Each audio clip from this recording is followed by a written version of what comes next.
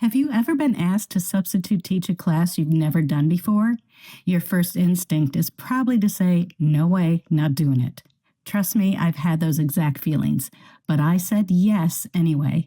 Stepping into that substitute arena is exactly how we grow, whether you teach yoga, Pilates, barre, or any movement modality. In this episode, I'm sharing some tips to confidently sub any class, because when it comes to teaching movement, there is absolutely no substitute for saying yes. So let's get started. Welcome to the Youthful Older Yogi podcast. I'm MJ Waddell, your host and founder of Share Yoga. I've been teaching, practicing, and loving yoga for nearly 30 years. I'm an advocate of movement, creativity, and staying healthy in mind and body after 50. It's never too late to start, and there's a lot of healthy years ahead. So let's start now. Hi, everybody, and thank you so much for tuning in to the Youthful Older Yogi. I'm MJ Waddell, the creator and founder of Share Yoga and your host for this podcast.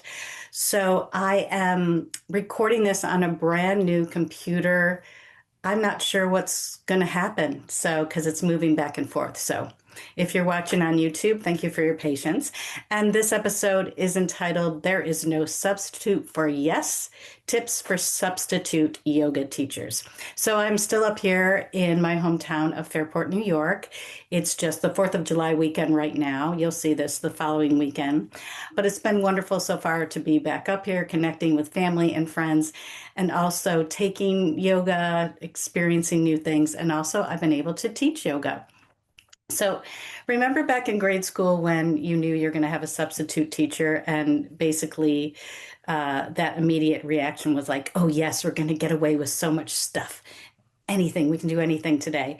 But what happens when you're a professional stepping in to a studio and substituting for a movement teacher? So, this is a room of paying adults, and you don't know their names, you don't know their body histories, you don't know exactly what they're used to. So even after all my years of teaching, I still am here to tell you that nervousness never goes away as a substitute teacher. So I am just here to tell you that I think you should embrace that nervousness and just say yes. So I've been incredibly fortunate to connect with a studio owner here in Fairport, New York. It's called Yoga 170. It's a beautiful studio.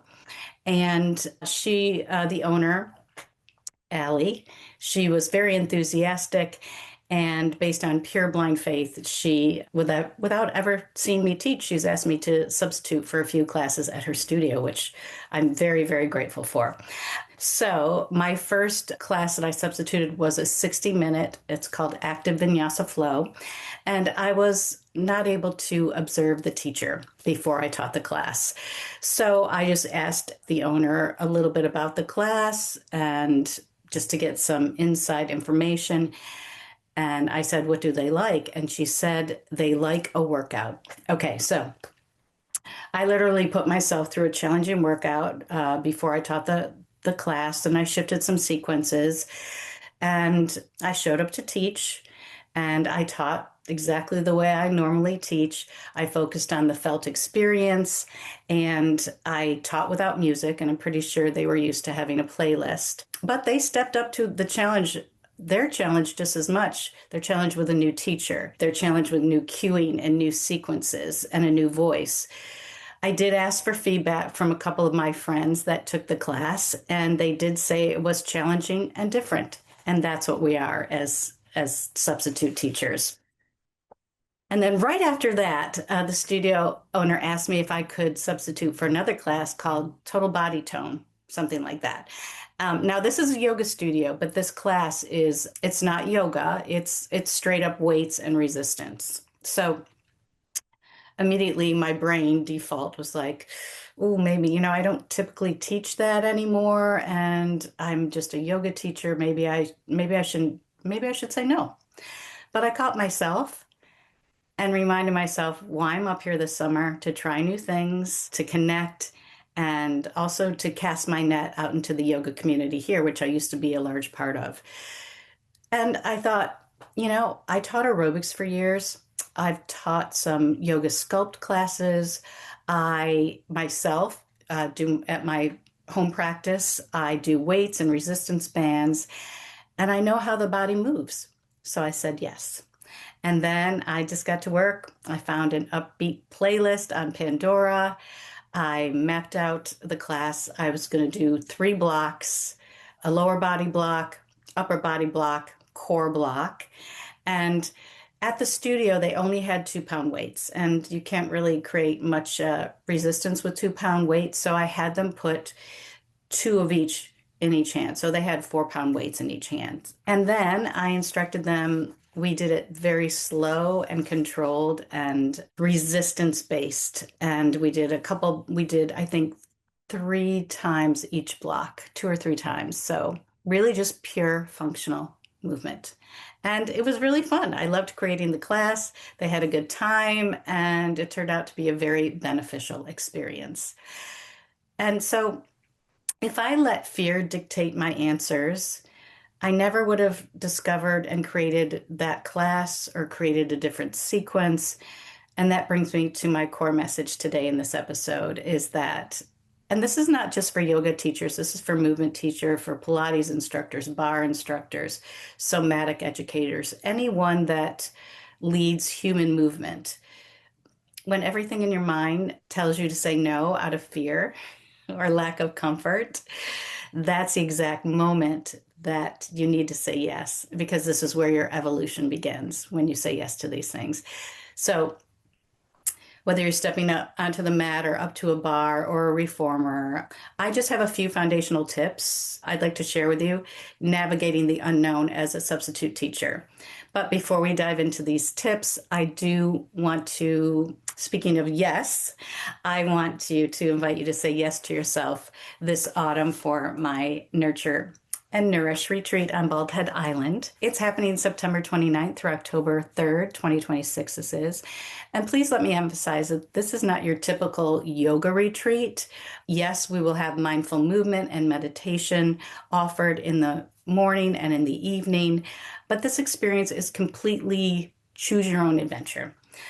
Everything is optional. And there's absolutely no strict schedule you have to follow, and no prior yoga experience is required as well.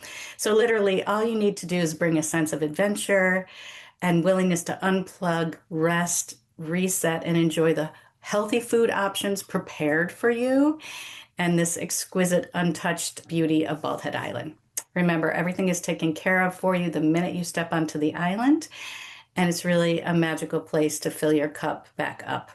Space is limited, so please head over to my website, shareyogawithmj.com, shareyogawithmj.com, to learn about all the details and to connect with me for registration. I would love to share that space with you. Okay, let's get back into the tips for substitute teaching. So my first tip, I've already said it, just say yes to the opportunity, and then you just figure out the details later. Trust your own foundation. If you understand anatomy and alignment and space, you can lead a movement class. Saying yes just forces you into doing a deeper dive, and it pushes you to do the research, to buy the books, to map it out, to try it out on yourself or to try it out on friends. So early in my career, I said yes to everything because I really needed, well, I was supporting myself as a yoga teacher, so I said yes to everything for the income. And so, like prenatal yoga, I've never had a baby, but I said yes to that. And then kids yoga. I don't have kids. I said yes to that. And then I ended up teaching a lot of kids yoga. And restorative yoga, I had been to a few classes when I was offered to teach it. I just went right to Judith Hanson Lassiter's book and just dove right in, and just the self-studying. I mean, that's what yoga is. It's self-study. So saying yes, it makes you just a more versatile educator.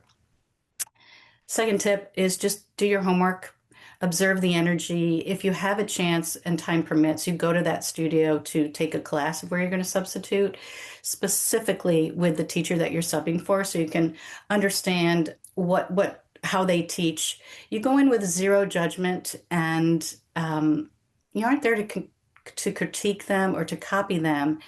maybe just see what their style is and see what the students expect. Feel the rhythm of the community that he or she teaches and the rhythm of the room. My third tip is if you can't attend a class, see if you can connect with that teacher and just go directly to the instructor, ask them some simple collaborative questions. What do your students want? What do they love? What's their usual pace? And then pay it forward. I've had people substitute for me, and I'm more than happy to write out a sequence or a flow or just an outline so the sub feels like they're steady and supported and successful. So collaborate with the teachers. I think it's really interesting to, as yoga teachers, to connect with other teachers, and they might be teaching something that you really, really enjoy. And so you're learning from them as well. So we take the learning from each other. And then the fourth tip is just trust. Trust yourself, show up, do your best. If you can't see the class and you can't reach the instructor, just take a deep breath and you give them your absolute best. Remind yourself that different is good. It's really good for the students. It's very healthy for them to experience a new voice, a fresh pace, and a different perspective. And remember, you're not there to be a clone of the other teacher, of the regular teacher. You're just there to offer your unique, authentic guidance. And stepping into the unknown is really how we grow and change and build true confidence. There's so many teachers out there that lack confidence. And if you wait to think, oh, now I really know how to teach, really the teaching is the learning. The teaching is a learning. You just have to keep doing it. So the next time you get a text or an email or your phone lights up and there's an opportunity for you to sub, I would really encourage you to just say yes. Silence the doubt. And remember, there's no substitute for yes. So that's my few little tips for substitute teaching. And I want to thank you so much for spending time with me or listening or watching this podcast.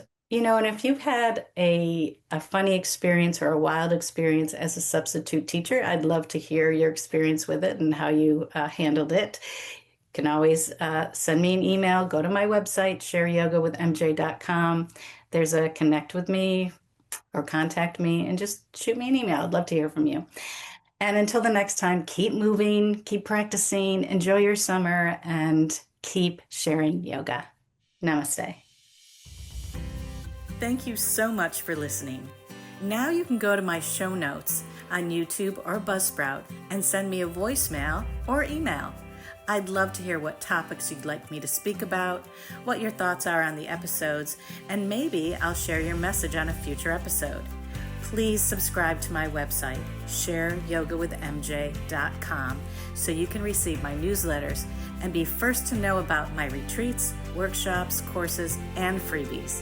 If you navigate on social media, you can find me mostly on Facebook and a bit on Instagram at Mary Jane Waddell. That's Jane with a Y, Jayne. This podcast would not be possible without the help of my editor, Dan Jones from Cocoa Beach Productions.